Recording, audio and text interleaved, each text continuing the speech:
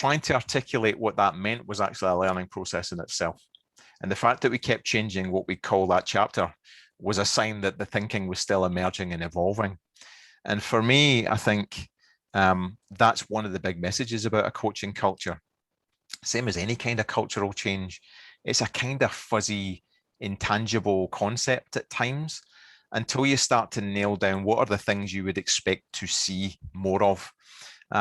What would be the signs that it was starting to emerge? And what we found ourselves using was a lot of language that was quite tentative, provisional, organic even, that this is a thing that emerges. And saying I'm going to implement a coaching culture is a bit too finite and definitive to if that's the right word, to capture the essence of what it's about. And then I found myself describing to people how it was contextually specific.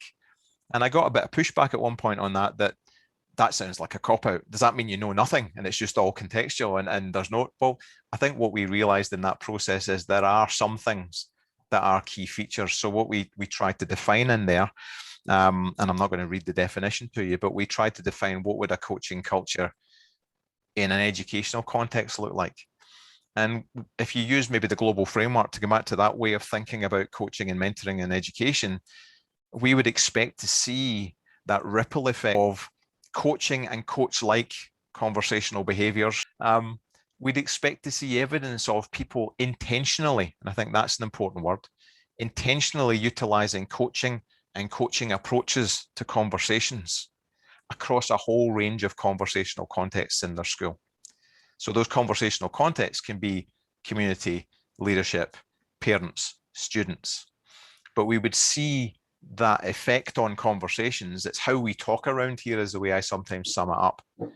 And what we talk about or how we relate or converse around here. We'd see that across the community.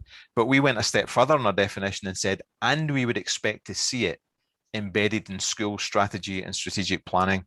We'd see the words of coaching and coaching as a way of professional learning and the way we converse embodied in the strategic intent and documentation of the school as well.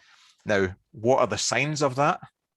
I think that's where it would be different. What's your starting point? I think that would be different depending. And the key consideration I would leave you with is, what are the antecedent conditions to this?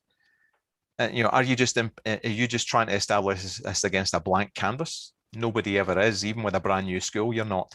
So what under what conditions and into what existing framework are you trying to do this work? And what might need to change as a result of that? So that's what we've tried to help people think about.